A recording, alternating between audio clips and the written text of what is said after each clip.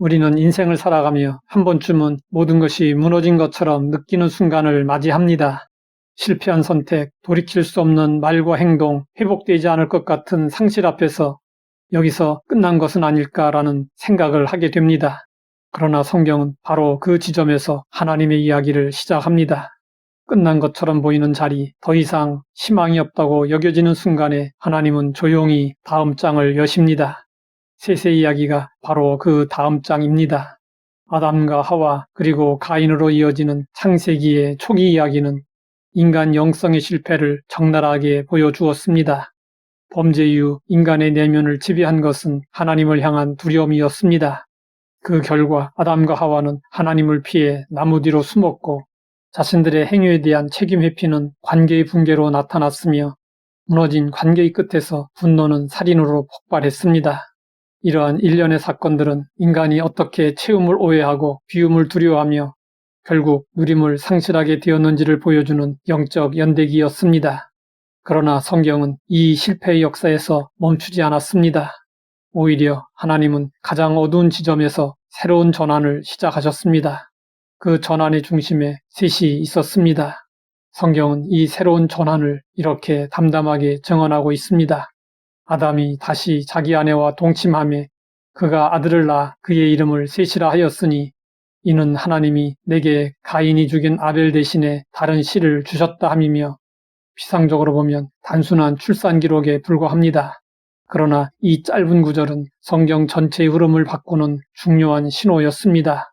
셋이라는 이름에는 대신 세우다, 다시 두다라는 의미가 담겨 있습니다. 이는 단순히 아벨의 빈자리를 채운 사건이 아니라 하나님께서 인간 역사를 여전히 붙들고 계신다는 선언이었습니다. 아벨의 죽음 이후 인간의 계보는 끊어진 것처럼 보였습니다. 그러나 하나님은 그 단절을 그대로 두지 않으셨습니다. 셋의 탄생은 실패 이후에도 여전히 하나님이 인간과 관계 맺기를 원하신다는 증거였습니다. 인간의 죄가 하나님의 구원 서사를 끝내지 못했다는 사실이 이 이름 안에 담겨 있었습니다. 채움, 비움, 누림의 삼중 영성의 관점에서 볼 때 셋의 등장은 채움의 회복을 알리는 중요한 장면이었습니다. 아담과 하와, 가인은 모두 하나님이 아닌 다른 것들로 자신을 채우려 했습니다. 두려움, 자기보호, 성취, 분노가 그들의 내면을 채웠습니다. 그 결과 비움은 이루어지지 않았고 누림은 무너져 버렸습니다. 이러한 상황 속에서 셋은 다시 채워진 인간의 상징이었습니다. 성경은 셋의 개인적인 업적이나 성취를 거의 기록하지 않았습니다. 이것은 매우 의미심장합니다.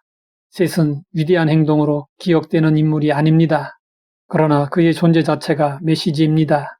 하나님은 인간의 영적 회복을 위대한 성공에서 시작하지 않으십니다.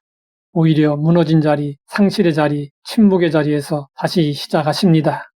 영성신학자 월터 브루그만은 구약의 신앙을 가리켜 상실 이후에 다시 불러 세우시는 하나님의 기억이라고 말했습니다. 셋은 그 기억의 첫 열매였습니다.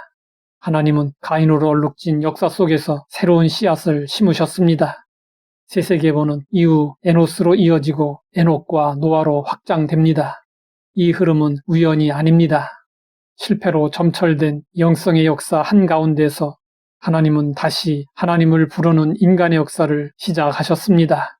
셋은 그 시작점에 서 있는 인물이었습니다. 오늘의 우리에게도 셋의 이야기는 깊은 공명을 일으킵니다. 우리는 종종 인생의 실패 앞에서 모든 것이 끝난 것처럼 느낍니다. 관계의 실패, 신앙의 침체, 감정의 붕괴는 절망에 빠뜨립니다. 그러나 성경은 실패 이후에도 하나님은 여전히 역사를 이어가신다고 증언하고 있습니다.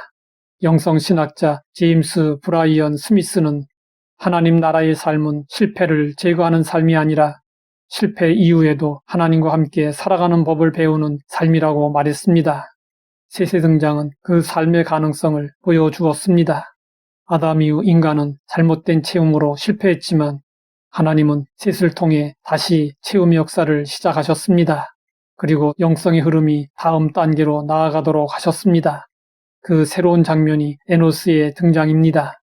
에노스 시대에 사람들은 다시 하나님의 이름을 부르기 시작했습니다. 체험의 회복은 예배의 회복으로 이어졌습니다. 그리고 그 흐름은 에녹의 동행과 노아의 순종으로 깊어졌습니다. 셋은 그 모든 이야기에 첫 문을 여는 역할을 했습니다. 실패 이후에도 계속되는 하나님의 구원서사는 바로 여기에서 다시 숨을 쉬기 시작했습니다.